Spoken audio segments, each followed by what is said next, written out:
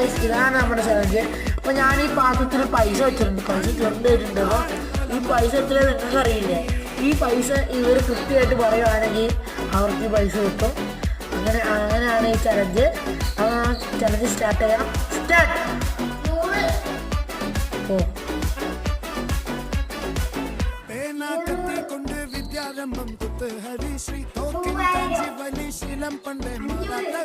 Correct. അപ്പോൾ നമ്മൾ ആനിലേക്ക് കിട്ടിയിരിക്കുന്നിടത്തോ